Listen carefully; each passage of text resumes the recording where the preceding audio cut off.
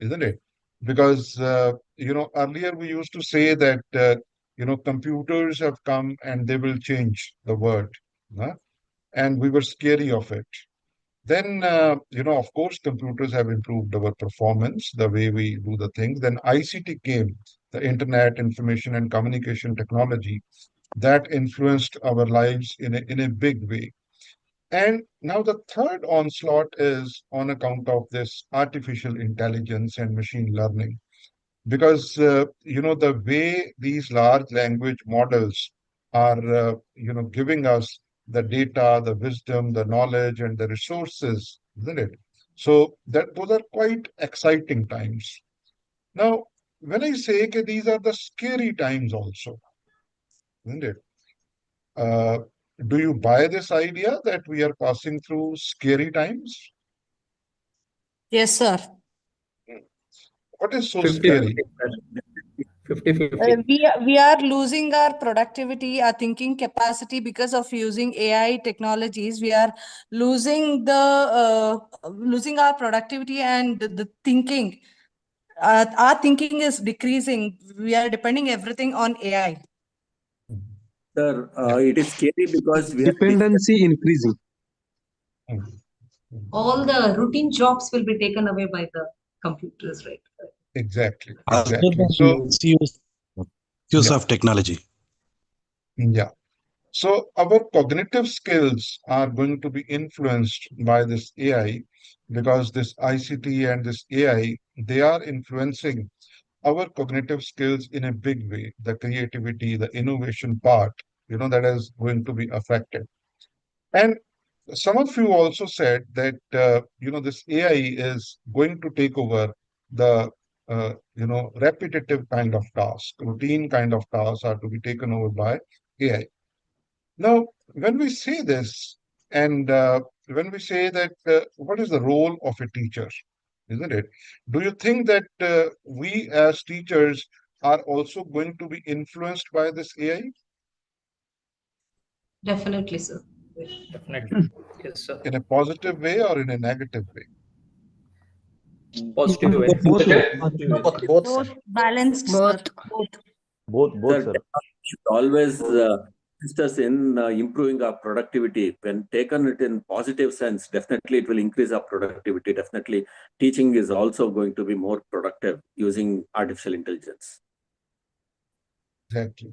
Uh, Now, but then the issue comes, okay, how do we look at our, teaching profile? How do we look at our learning environment? Now, it is also being said that because of this AI and machine learning, what is going to happen that many of the jobs of teachers are likely to be, replaced by the robots, isn't it? There's going to be a robotic kind of, teaching. Now, when we say this, that we in the, in the teaching community also, we are going to be influenced by this AI. Now, this reminds me of the definition of dinosaurs. Sorry, not definition. I'm reminded of dinosaurs, isn't it? Now, we all know that dinosaurs used to exist, 55 million years ago. And those dinosaurs have gone extinct. No? Any idea why they have gone extinct? Sir, because of meteor collision with Earth, because of rise in temperature, which they could not withstand. Yeah.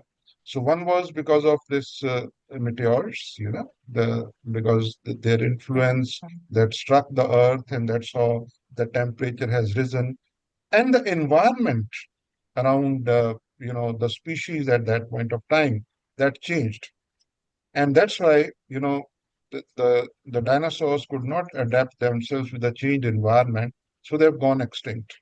Now, is it that all the species of that time have gone extinct? Any idea? No, not all No, species. sir. Not Those all. species which could adapt to the new Adapt to circumstances. the change. Yeah. Yeah, like cockroaches, like, honeybees. They used to exist even before the dinosaurs used to exist, isn't it? Scorpions. And those species are still around. So how they are still around? Because of their adaptability to change. And when we say environment around us, we as teachers, our environment is also changing. The way technology is influencing us, the way our external environment is influencing us. So if we don't adapt to this new changed environment, then we as teachers are also likely to go extinct, isn't it? Because most of the jobs, most of the lectures, now why I'm saying this, that most of the lectures which we are handling in our classes, best of those lectures by best of the resource persons, they are available on ICT, this YouTube and other platforms. Now, that's why, the involvement, or we say the sincerity of the students, that is also declining, because the students don't feel like attending the classes. The reason being because they feel that if whatever our teacher is teaching us, if the same thing is available on various ICT platforms, then what is the point of attending those classes? So this leads us to one very, very important point here, that how we as teachers should, comprehend our role. That whether our role is just to go to the class and whatever topics are assigned to us, whatever subjects are assigned to us, we just teach those subjects to our students. No? We just deliver the content and we just come back, isn't it? Now that is our sole responsibility. Then there is every likelihood, because all that stuff which we are teaching in our classes, that is available on ICT platform, isn't it? So there is every possibility that then the role of a teacher will go extinct and we will become irrelevant.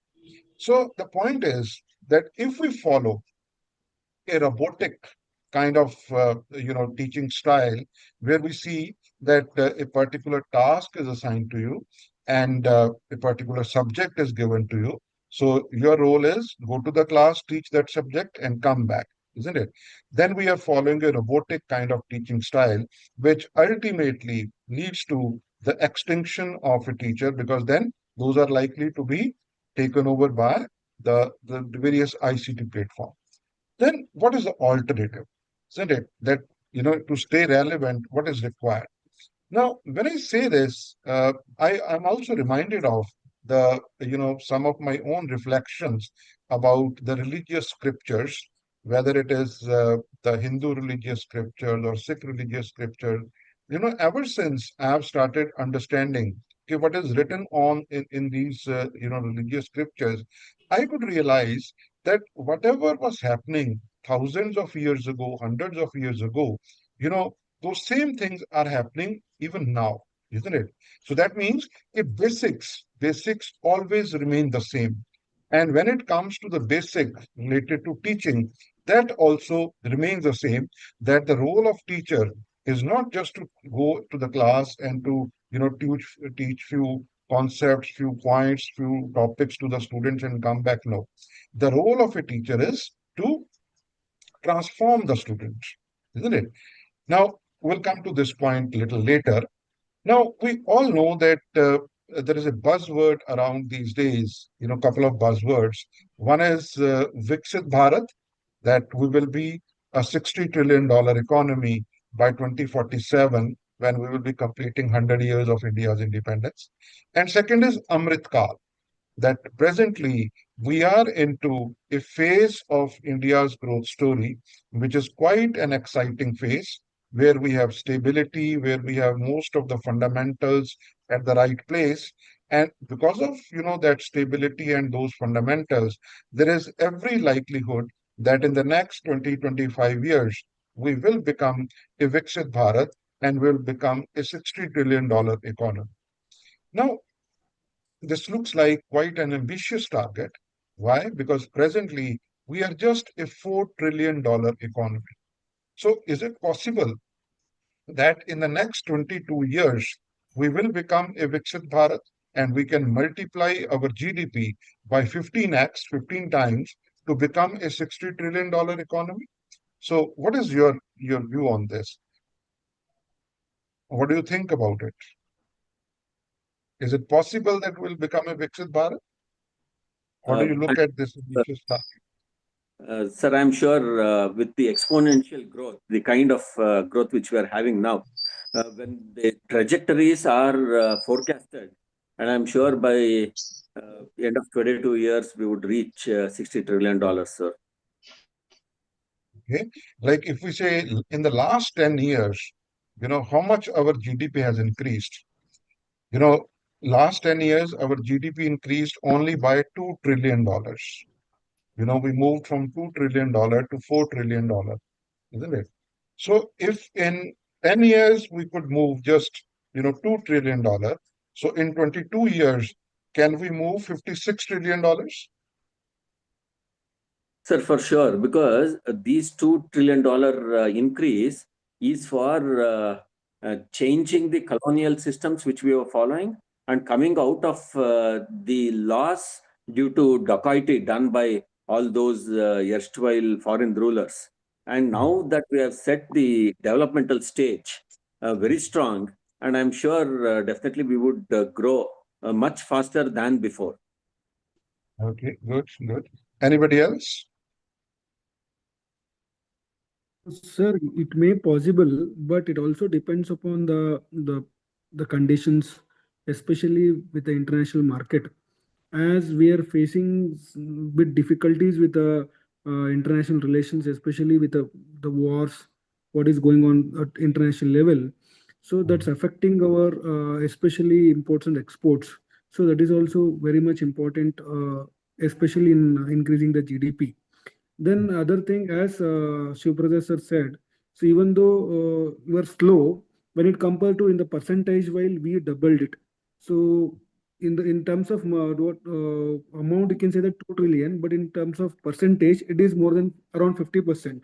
So if it is a case, we can move another 10 years, we can move at like 50 to 70%, like to existing, that may be a 10 to 15 trillions. Like another 10 years, it may be double to 30, 35 trillions, like that. So like that, within 30 years, we can go to 60 trillions, I think, sir. That is my view. Correct, correct.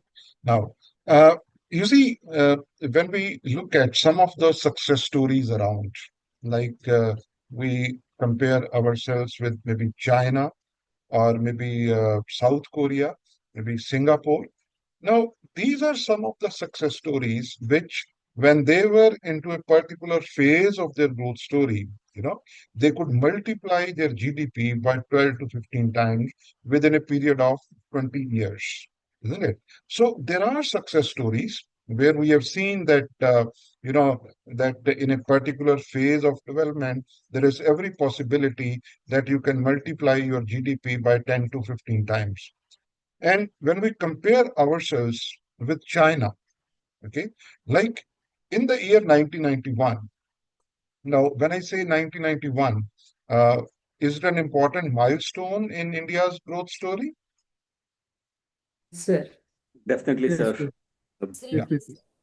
Yes. Because we launched our new economic policy at this point of time, isn't it? Yes. Now, if we compare, if we take a kaleidoscopic view, like of where we see ourselves in 2047 and where we were in 1991. In 1991, India's GDP and China's GDP was quite identical. And China was little more populated than us. In terms of population, also, we are quite similar. And in terms of GDP, in 1991, China was almost same GDP which India was having. Now, what has happened during last 30 years that China could become a $19 trillion economy and India is still a $4 trillion economy, isn't it? That means that China has a very spectacular kind of growth during this time. So that's why the China has emerged and it could multiply its GDP by 15 times. Now, what are the factors behind this spectacular growth story of China? Now, we may say that, there are so many factors. The politics is also there and the stability and other things. But I would like to share one data point with you. And that data point is about patents. You know, We know that filing a patent is a reflection of that how many, how much is the creativity, how much is the innovation, how much is the research? Because filing a patent or patent basically means a reflection of creativity, innovation, research, and development. Now, when we look at the data regarding patents, that how many patents China is filing every year? China is filing 4 million patents every year. Okay? 40, no, sorry, not 4 million, 1.2 million patents every year. Okay? 12 lakh patents they are filing every year. How many patents the largest economy of the world, that is America, how many patents Americans are filing every year? It is 650,000. And when it comes to India, how many patents we are filing every year?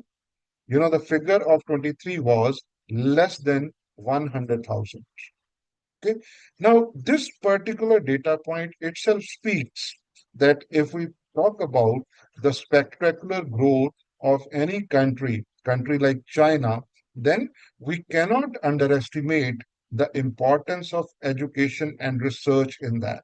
Because China heavily invested in education and research, which led to, this important implication that they are filing 1.2 million patents every year. China is no longer a copycat country because the way they have emerged, the kind of innovations which are coming up in China, though it may be through reverse engineering or other things, but definitely, ignoring China in terms of their emergence is not appropriate. Now, that means that if we talk about Viksit Bharat, if we talk about the growth story of India, becoming a developed economy, then we cannot underestimate the importance of education and research in this. That is an important pillar for India's growth story. Now, when we say this, and ever since this concept of Viksit Bharat was being talked about, many experts they started writing about this. Okay, is this target really attainable for us? No. And I could see that best of the researcher, best of the experts in this field, when they write the whole narrative on this, the whole analysis on this, they say that yes, we are into. They said, yes, we are into this phase of India's growth story where it is possible for us. But there is only one black swan event in this. And that black swan event is our young population. Because our young population is not transformed enough. The kind of transformation which is required in India's youth, India's young population, that is the only stumbling block because the countries which have attained this spectacular growth story, they have simultaneously invested in education and research. But when it comes to India and India's demography and India's young population, the data which is coming out, that is not that promising.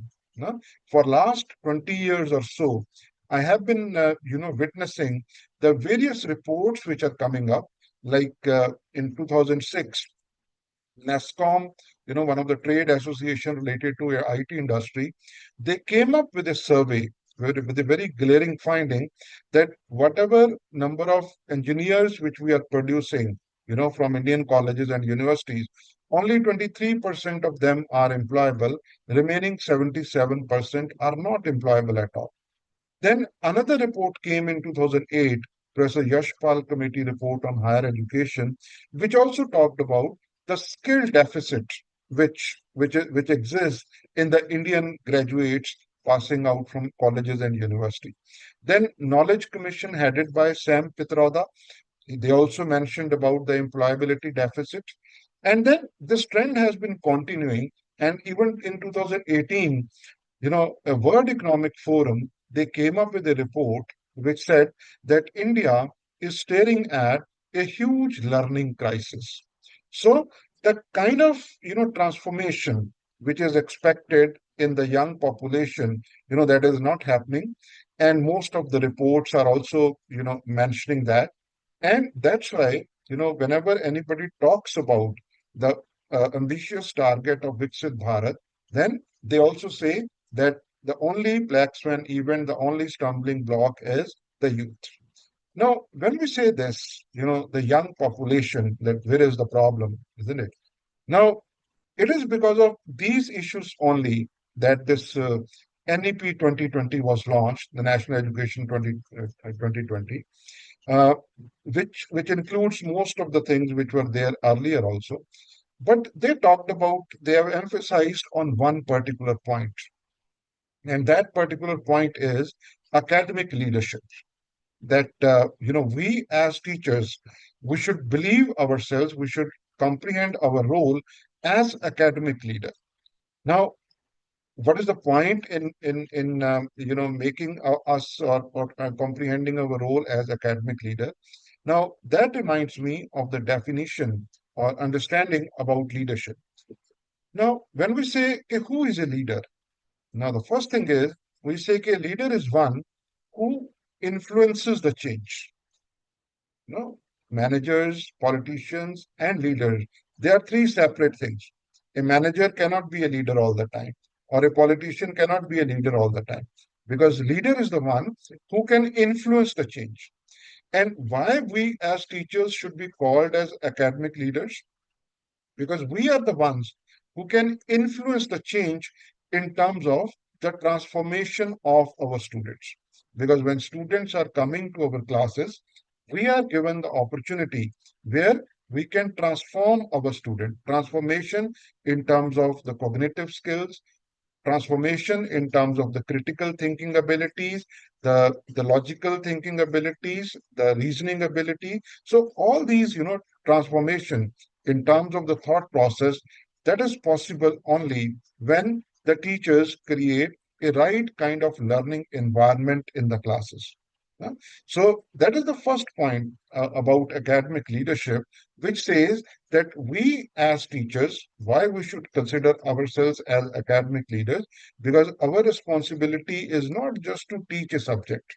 Our responsibility is to create an environment which will facilitate the transformation of the student in terms of his thinking, in terms of his skills, in terms of his other abilities also, because we have an opportunity to transform or to facilitate that change. Now, the second thing about academic leadership is, or leadership per se is, leaders are the ones who understand the big picture. Leaders are the ones who understand the big picture. Now, when we say the big picture, I'm reminded of the one statement given by former president of United States of America, Mr. Barack Obama. Now, he said once that the future of a country depends upon the kind of learning environment which is created in the classes of that country. So you can very well imagine that how important our role is, how we should understand the big picture associated with the way we create the learning environment in the classes. Because that has an implication for the future, the development of our country. So when we say understanding the larger picture, that means we as academic leaders, we must understand that whatever I'm going to do in my classes, that has implication for the future of my country. Now, that also reminds me of one of my personal experience, which changed my approach towards looking at things. And that experience dates back around, around 2002, 2003. That was a time when I got an opportunity to work with one United Nations development program, and I was posted in one country called Rwanda. Now, when I say the word Rwanda, a country Rwanda, what comes to your mind? What kind of country this is? Do you know anything about this country? Sir, Rwanda is an underdeveloped country. That is number one. Food security is a big challenge there. Education system is still evolving on its own, and the social security norms are very poor. Okay.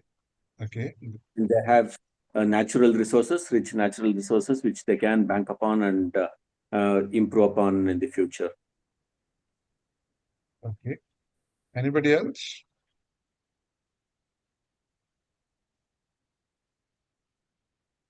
It's an African country. Yeah. Have you heard anything else about Rwanda? Has It's anybody watched? underdeveloped. I probably think it is an underdeveloped country, sir. Yeah. Lack of technologies Mhm. and lack of wealth as well. Okay. Okay. Yeah, you're right that it's an underdeveloped country. It's an African country in the Central African region. But one important thing about Rwanda is, which made Rwanda infamous, that was the genocides. Okay, Rwanda was a colony of Europeans, yeah, and when the Europeans left that country in 1958, they created a very strong division between the two tribes over there, Hutus and Tutsis. And division is so strong that every 15, 20 years, there is a genocide. And the last genocide, the third one, took place in 1994 when around 1.2 million people were killed in a time span of 3 to 4 months. Now, imagine Rwanda is a very small country, just like Punjab, just like Haryana. No? It's a very small country, less than the largest states of India. And imagine 12 lakh people got killed in a 3 months time span. So, that was a time when it was considered as, blot on the civilization that, people in such large numbers got killed just because they belong to a different tribe. Yeah. So, United Nations launched various types of capacity building programs over there. And, we were also part of one of the capacity building program. And the idea was that let us educate them in such a manner that, these genocides don't happen again. And, after I spent around 3 to 4 months in that country, one day, one student asked me a question. He said, Sir, if we want to see this country as a developed country, what we should do? Now, it was in 2002, 2003. I was very young at that point of time. And not only in terms of my age, but in terms of my experience, my observation. So that was unusual kind of question which was posed to me. And, the way I responded to that question, that, I had little observations about those people, that whatever they earn over the week, they spend it over the weekends by going to nightclubs, by going to beer bars, and on Mondays they are broke.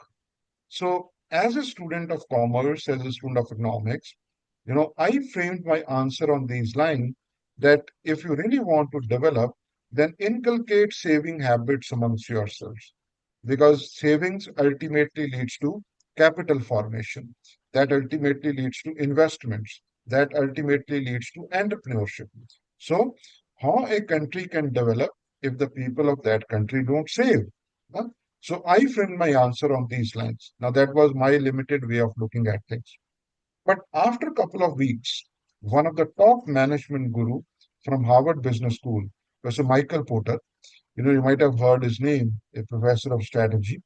Now, Professor Michael Porter also used to come to that university quite frequently, and he was also addressing the faculty and the students. Now, after he finished his address, the same question which was posed to me by the students was posed to Professor Michael Porter also by the same student.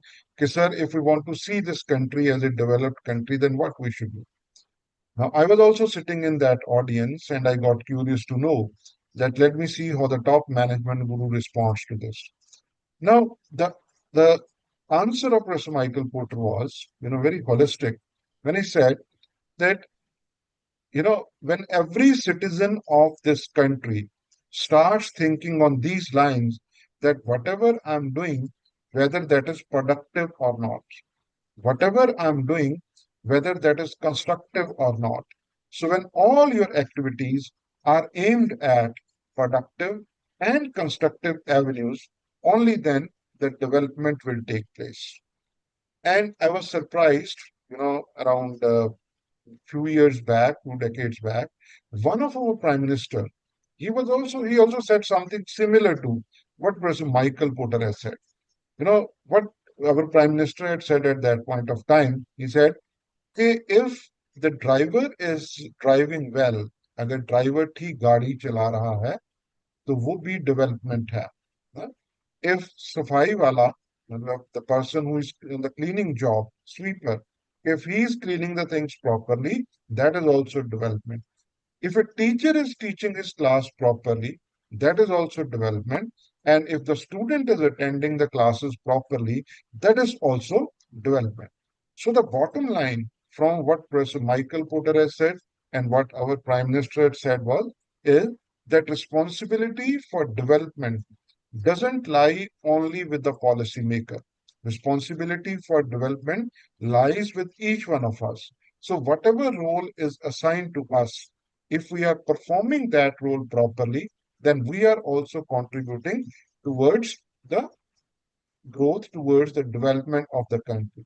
Now, it is with this background that I want to start my today's lecture, which is primarily related to you know uh, discussion-based leadership, the participant-centered learning process. Are my slides visible? Yes, sir. Yes, sir. Yes, sir. Yes, Yes, sir. yes, sir. Visible, sir. Okay. Yes, sir. Visible, sir. Okay. So participant-centered learning process through discussion-based leadership. Now, the session objectives. First is the different types of classroom learning. Second is the challenges or the risks of discussion-based leadership. Third is what is the essence of classroom teaching. Fourth is what kind of skills are required for the teachers for execution of discussion-based leadership. Another is skills required for the students for execution of discussion-based leadership. Then critical factors for discussion-based interaction. And lastly, qualities of an effective academic leader. Now, coming to the first one, that what are the different types of classroom learning?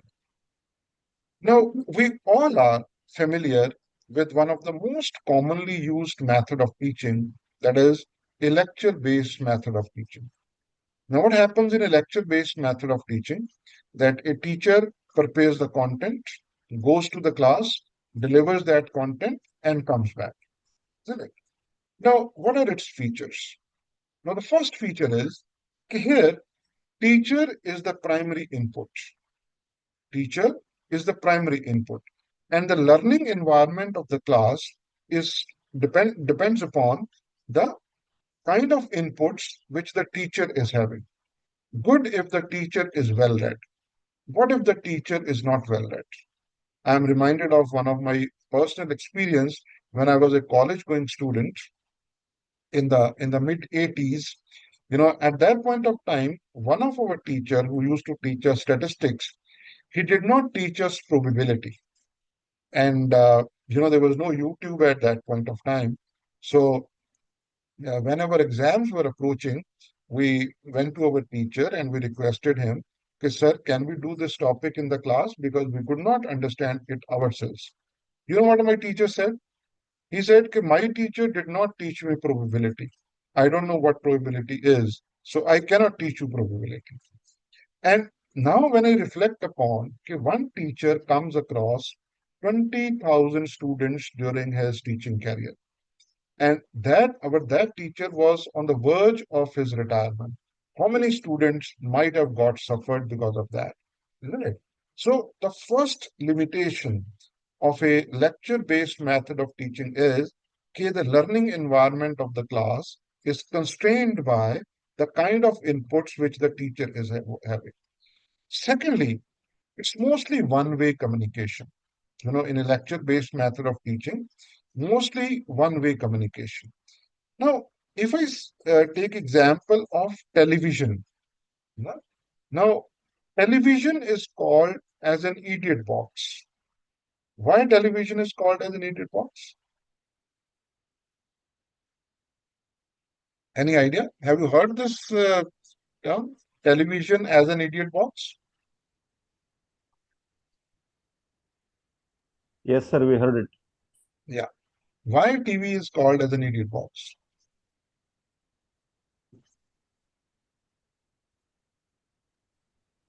Whatever it is communicating, we just listen, whether it is right, wrong, positive, negative, we just listen to it.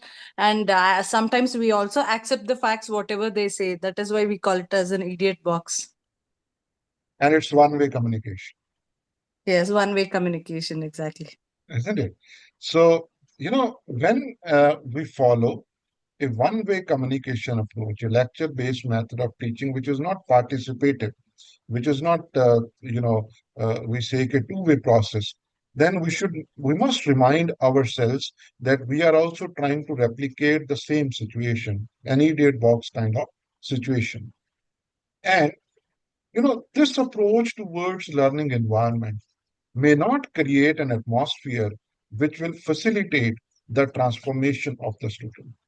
Because what is the ultimate objective of any kind of education system? It is not just to give the degrees. It is not that students should come, they should attend the classes, they should write the exam, and they should get the degrees. No. The purpose of education is that when a student comes, he joins any university or any college, and by the time he leaves that, there should be some kind of transformational change in that student in terms of the thinking abilities, in terms of the social skills, in terms of other types of skills also. So lecture-based method of teaching has a limitation that it will not create an atmosphere which will facilitate the transformation of the student. Now, what is the alternative? Alternative is discussion-based leadership. That means when we go to our classes with the case studies, with the role plays, with some management game or with some discussion topic, isn't it? Where the environment is created in such a way that it is not one-way communication, but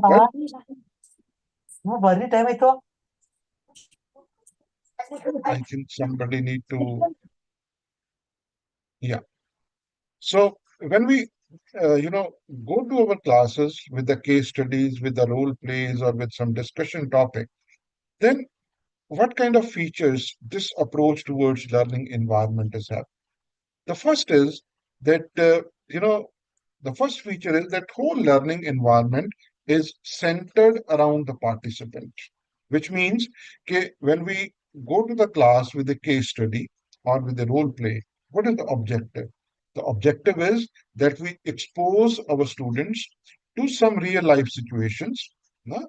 And in those real life situations, they analyze that, they discuss about it, and they take some they reason about it, and they take some decision on the basis of that.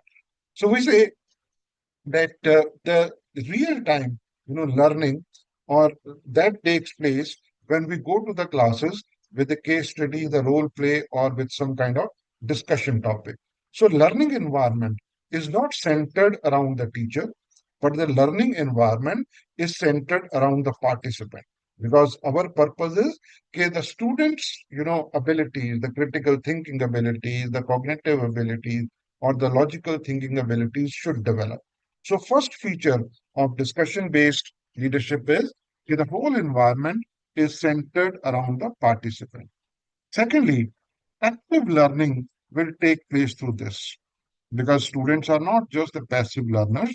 They will actively, get involved into whole of the activity, and they will learn out of it. So active learning will get promoted. Thirdly, it's a two-way process. Like not only the students learn from the teacher, but the teacher also learns from the student, and students learn from each other also. So it's a two-way process. It is not like an idiot box kind of situation, which is typically in a lecture-based method of teaching. And the most important outcome of the discussion-based leadership is that it creates an atmosphere which facilitates the transformation of the student. Now, you'll be surprised to know that Harvard Business School was established in 1890. And one of the founder of Harvard Business School at that point of time said, okay, the challenge before today's teachers is not what to teach. The challenge before today's teachers is how to teach. So this is not a challenge which is new. This is a challenge which exists for ages. Okay. And, we must try to understand this. Okay. Our challenge is okay, how to create a kind of learning environment which facilitates a transformation, not just giving them degrees. Now, I understand that many of you must be doing it in your classes, isn't it? Now, what do you think? What are the challenges or what are the risks associated with this participant-centered learning process?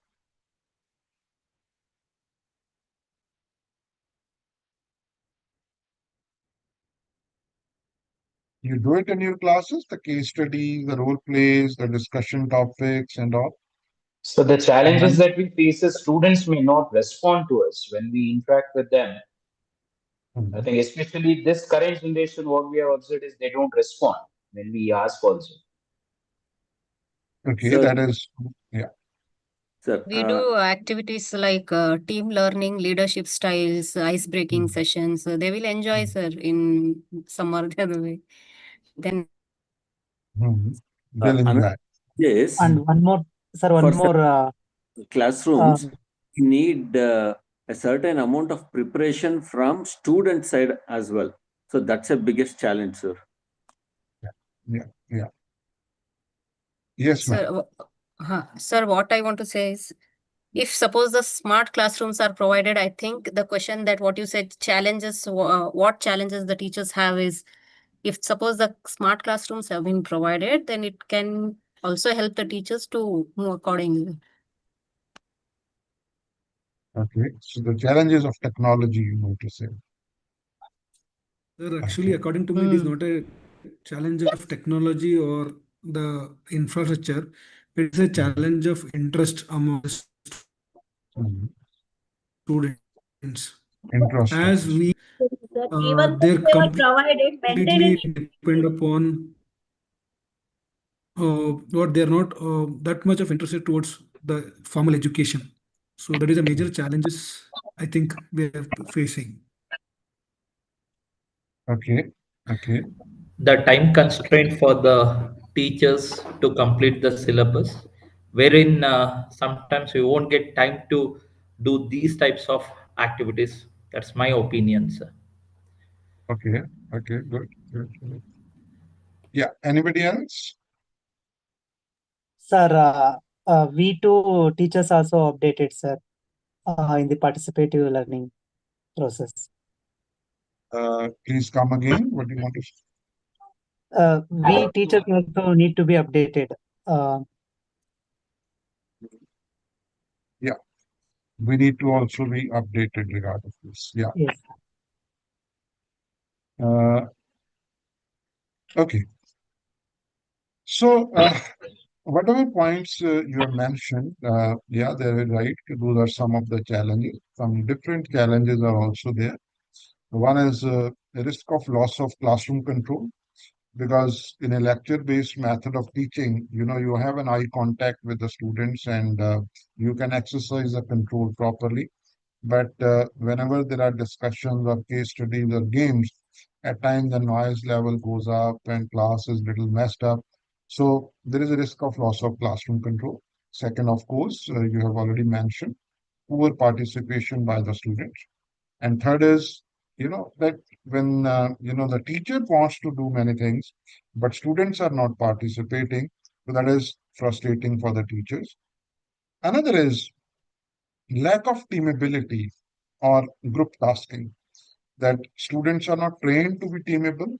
So the implication is that when you give them any task or any activity, so the outcomes are not on the expected lines because our students are not trained to be teamable.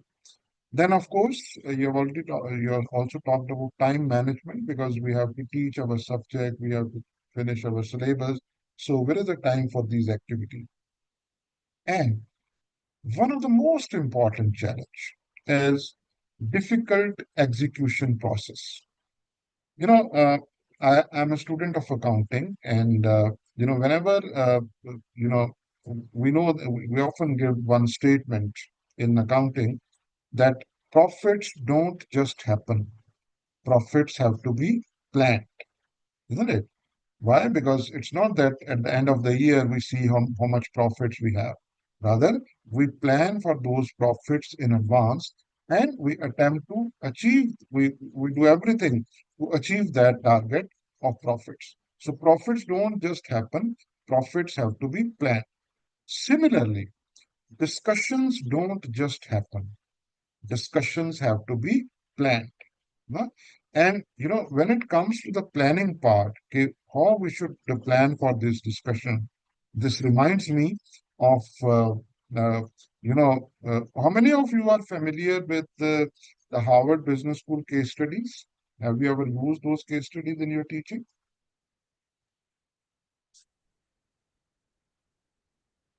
Yes, sir. I use HBR use. case studies for my. In some cases, sir, like subject like marketing, we Yes. use, sir.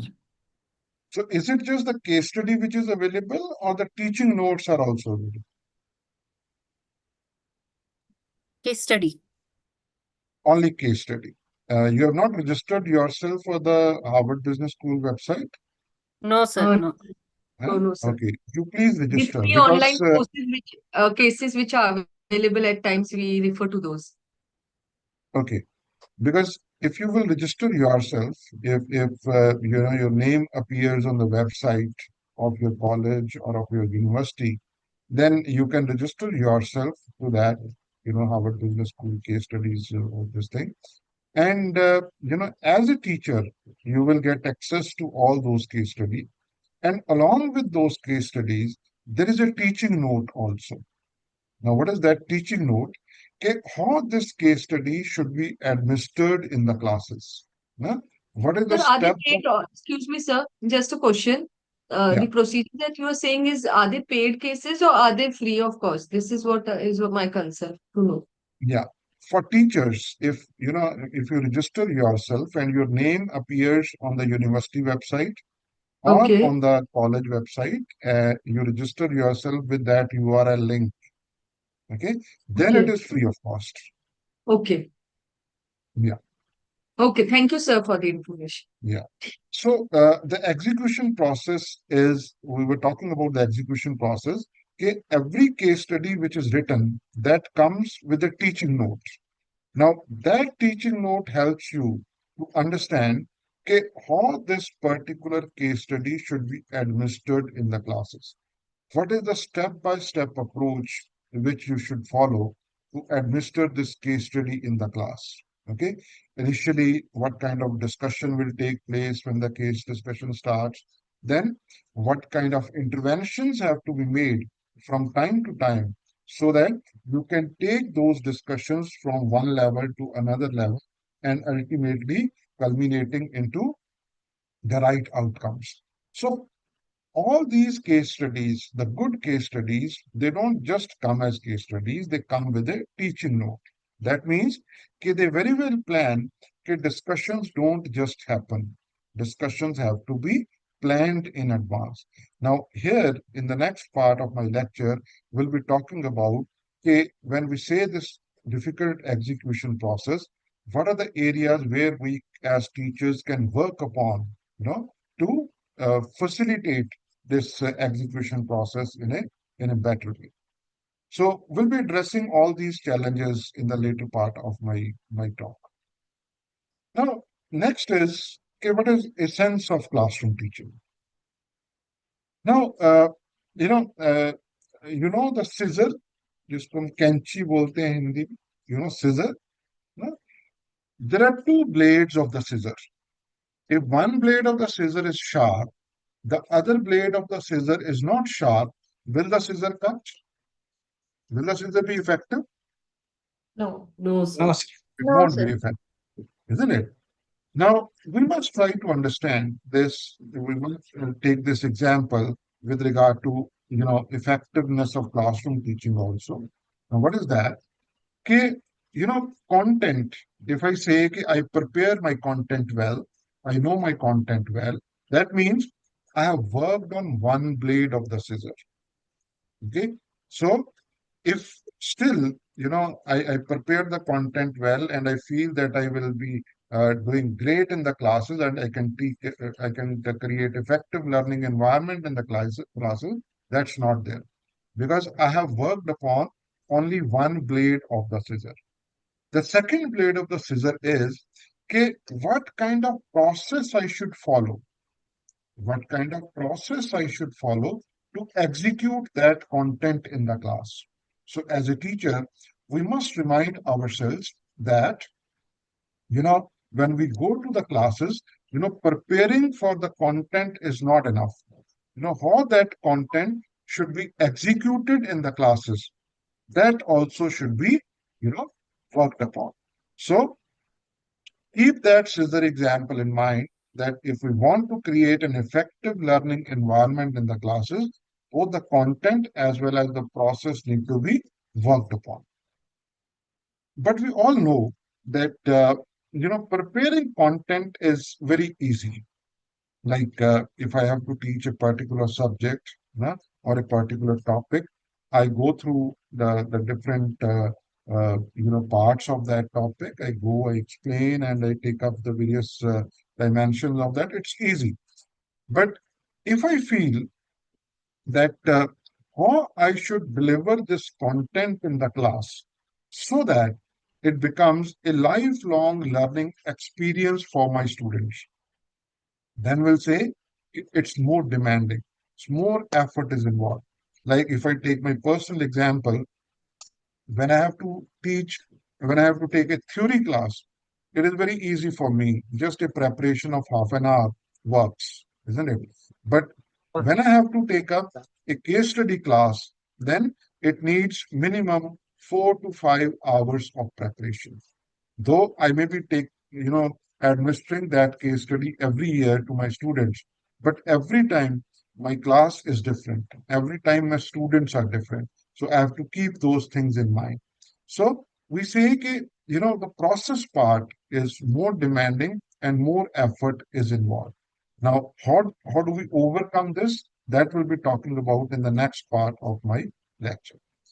Now, the next is, okay, what kind of skills are required for the teachers for execution of participant-centered learning process? Now, I'm using the word skill here, and we all know that skill is something which we don't develop overnight, because skill is something which need to be, worked upon on a continuous basis. Only then we become proficient in that. Now, initially, I gave one example of a teaching methodology, which is called robotic kind of teaching. What is robotic kind of teaching? That, every time you go to the class, you repeat the same thing. Every year, you go to class, you take one subject and you repeat the same thing. Okay, this is the topic which is given to you. These are the topics. You go to the class, you explain those topics, and you come back. Now, that is robotic kind of teaching. But what is expected from us in the present challenging environment? The expectation from us is that we should go for a reflective kind of teaching. Now, what is reflective kind of teaching? That, you may be knowing this, that let us say, okay, if two persons go to a same situation, and will they have same experiences? Will they reflect upon the same experience very well? What will be their reflections? No, No. different. No. No, sir. Then Their reflections will be different, different, isn't sir. it? Yeah. Different. So, yes, ma'am. Now, what the reflective teaching means here, when I'm saying that we should follow reflective teaching, that means that I think somebody needs to mute. Yeah. So reflective teaching means that, every time when you go to the class, you reflect from the previous experiences also, and you try to improvise upon those experiences also. And when we say how we become more skillful, when we, continuously improve upon whatever we have been doing previously. We learn from those experiences and we improvise on the basis of that. That is what the reflective teaching is. So when we say what kind of skills are required for the teachers for effective execution of participant-centered learning process, that means there are certain areas where we as teachers need to sensitize ourselves that in order to create a better discussion environment, what is required. Now, coming to this, the first one is good communication skills. Now, we may say that, communication skill is something very simple thing. If, I'm a teacher and I have a good communication skill because I have a good command over, let's say, English language, will it make me a good communicator? If I have a good command over a language, will it make me a good communicator? No, sir. No, sir. That may The help. receiver should also receive in the same modes. Yeah, receiver should also receive it in the same note. So it means that communication skill is something beyond the language part, isn't it? Basically, communication skills means your ability to connect with the audience, isn't it? Okay, how you connect with the audience and how your audience understands that what you are trying to tell them, isn't it? Now, when we say this, I don't know because we consider ourselves as ancient people because we belong to a generation where I started 31 years back, and the way the new generations are coming up. Uh, do you think that there is a challenge in connecting with the audience now? The Gen Z and Gen X and all. Do you face these challenges? Are you getting my point? Technology Sometimes is used more to communicate, sir. Now mobile has come, no, sir. So human communication has reduced. Diversion has taken place. Sir, and there are a lot many shortcut words which they use when it comes to messaging something. So slang words are used in a high degree with Gen Zs, I suppose. Maybe that is a major gap between Gen Y and Gen Z. Okay, good. Anything else? They listen to Emojis are reels. usually used. Pardon? Yes, ma'am. Emojis are usually used. More than Emojis. words, they use more of the images when it comes to typing or something like that. Okay. Conveying a message through a message, typed message. Yeah, yeah. How about the thought process? How about the thought process? Do you find any change which has come up in the students? definitely, sir. The Gen Zs have different thought process. They don't uh, stick on to one concept for quite a long period of time. Their distraction time is too short. I mean, attention time is too short. They keep moving on from one topic to another topic in short span of time, which we as oldies may not be able to do it. And they think everything is easily available because of the upbringing challenges or changes in the scenario. For us, it was all hard to get everything, even a book or the knowledge or a write up, anything. We have found it through hard ways. But now everything is easily available for them, so they're taking things for granted. Yeah. Are they into a very deep level of reading and understanding the things, or they want just a curated information? Just They a curated, Yes, sir. sir, They are not even Accurate thinking. information, not in depth. In short, Instant. isn't it? Yeah, yeah. So I also face, these challenges in my classes, and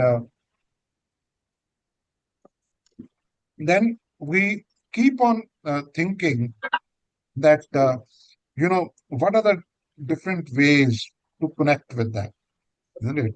So now I'll be coming to this also, but communication skills, why it is important to create a good discussion environment. There are 2 points which I would like to mention here. The first is the importance of storytelling. You know, that these days it is expected from us that we as teachers, we should be good at storytelling. You know?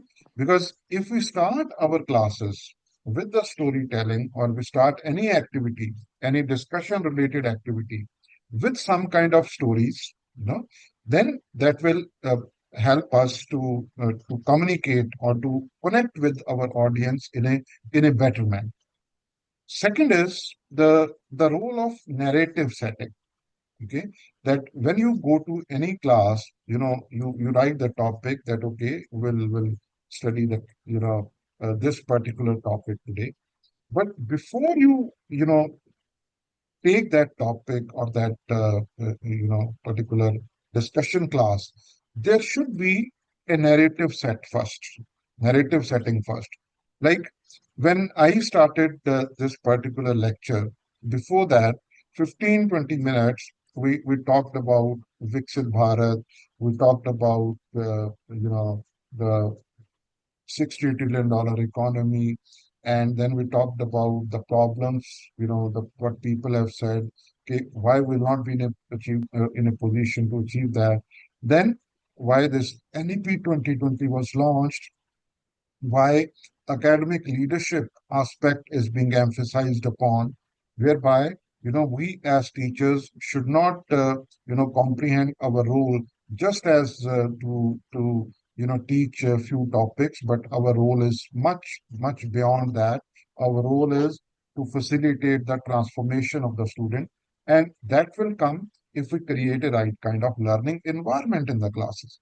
So my topic is primarily related with creating right type of learning environment in the classes through case studies, through discussion topics, or through role plays and all.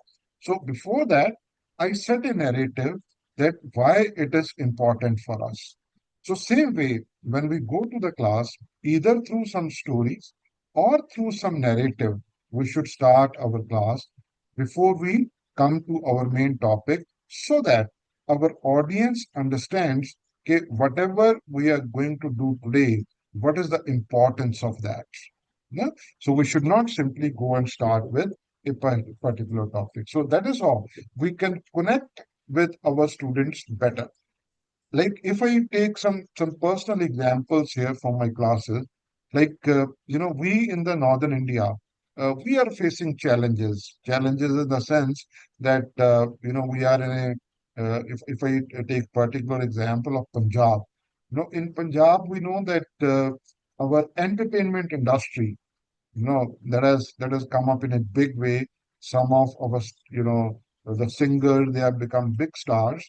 And when I ask my students that, do you have any role models? They'll say, yes, we have our role models. And they will name some of the role models which we don't find it good. Okay, this is not expected from the youth if they have those kinds of role models. So then I'll ask them, okay, how do you decide those role models? Okay, how do we decide? Normally, somebody should have a good contribution towards creating a better world, creating a better society, whether that role model has contributed that way or not, isn't it? Excuse So me, then sir. slowly Hello. I'll help them to understand the concept of role model. And for that purpose, at times we have to take examples which are at their level. So, ability to connect with the student, that is the first one. Okay, good communication skills. Second Excuse me, important sir. thing is